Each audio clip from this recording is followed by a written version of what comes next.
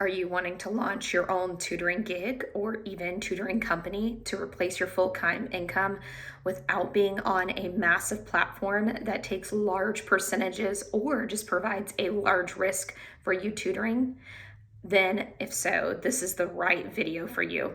My name is Rebecca Beard, and I successfully have left the classroom as a licensed teacher, and I have launched a full-time tutoring company. I have a team of teachers that now work for me, but I successfully maxed myself out that I had a sustainable and still have a sustainable full-time income. I have spent time on these major platforms, including Wisant and SuperProf, but I've also spent time even digging into Tutor.com and some of the other ones. While those platforms are great, a lot of tutors do not want to go near them for a variety of reasons. So those platforms have some risk. So what is foundational to know is that, let's say you really want to grow and launch your tutoring company, but you don't want Wisant to take its 25% cut. Great. Those platforms act as small businesses that you are supporting. Now, what you need to do is you need to switch gears and put on a business hat. If you want to stand alone without a major platform, you really have to switch your mindset. So there's kind of a couple of key things that you have to do. First of all is you need to do market research. Are you going to be marketed as competitive? Let's say you only teach kids K through 2 or second grade, and you're only willing to tutor online and you're charging $300 an hour. You got to do a little bit of research because you're probably not going to be competitive.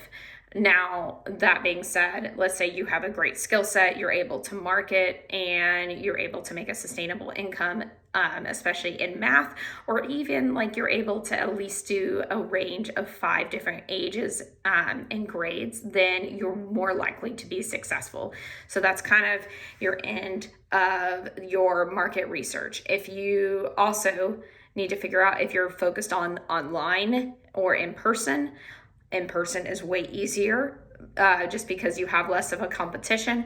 But if you are working online, there is a way to do that as well. And you need to know what other people are charging. You need to know what the big box people are charging, and you need to go from there. If you are charging too low, you're going to undervalue yourself and you're not going to make enough income. But if you're charging too high, you're likely not going to get any great clients. So one of the key things that you need to think about is if you're not going on a major platform, you need to create a business. It is very simple, and this is going to be more US focused. If you're in a different country, please make sure you read all the rules. A couple of things that are really easy to do is you need to register your business name, register with the county. I set up an LLC through LegalZoom. They made it super easy. They are not sponsoring this video. I just really like them, and I just set up a DBA through them as well. Once you do that, you have an EIN, and from that, you are able to set up a business bank account and different payment methods. So if you're going off a platform, they're doing all that stuff for you. But now on the flip side, if you're going to do a tutoring company on your own, even if it's just you, you've got to do all that. So you've got to get your LLC in place to get an EIN, and then go ahead, and if I were you, I would have a separate bank account. And also a payment platform. Some of the big ones are Stripe and Square. Personally, I use Stripe. I also have Venmo Business as well. You also need to purchase liability insurance. This might not be essential if you're doing online, but for me, since I now primarily see clients in person, I have a pretty inexpensive liability insurance for $30 a month, and it protects me substantially.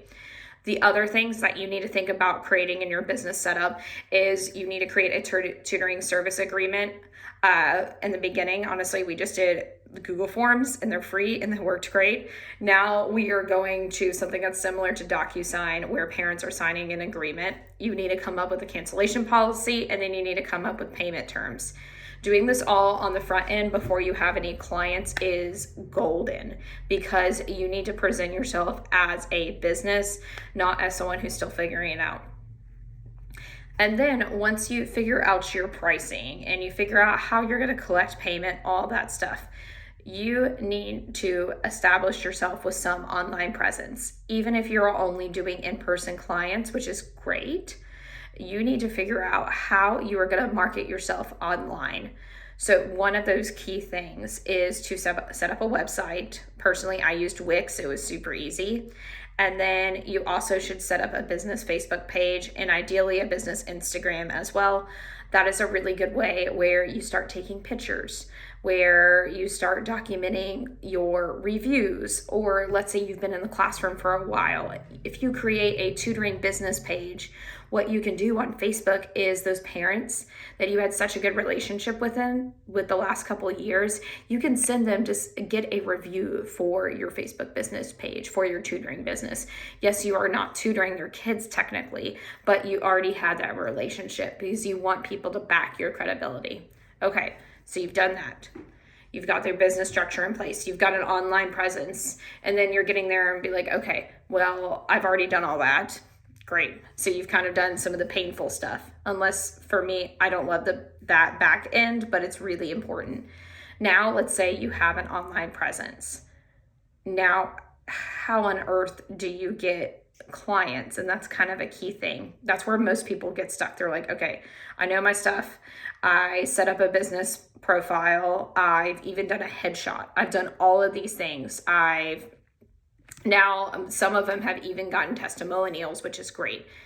Now you're kind of stuck because you may even have 2 to 3 students, but you're like, how do I even find more clients? So this is where you're kind of faced with a unique situation. So some options can be to do some paid ads, which is kind of scary if you honestly don't have a lot of funds and you're starting out from scratch, and it kind of sucks. If you do paid ads, one way if you want to get a bunch of online clients is make some pretty things in the free version of Canva. Put about $5 to $10 a day on Facebook and Facebook paid ads if you have a business page, and market from there. And let that go through the cycle of collecting clients and getting people to your business page and making that grow.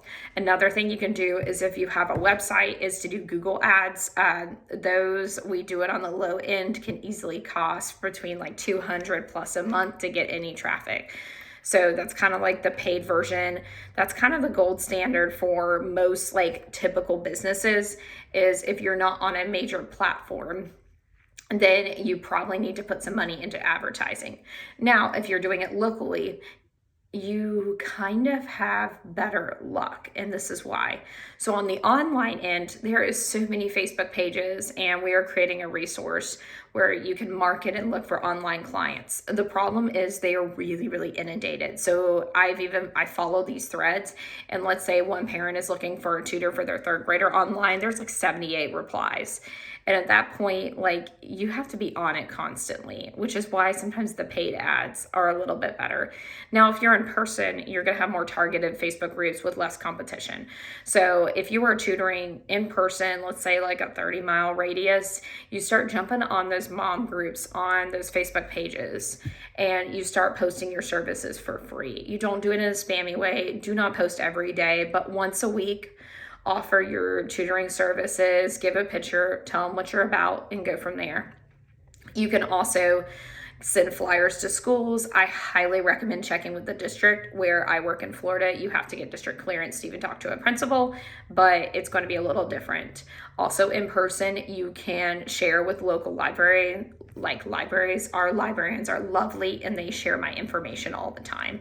So that's kind of a way to kind of get your word of mouth out from there. But if you're in the online sphere, you just have to remember you've got a lot of competition.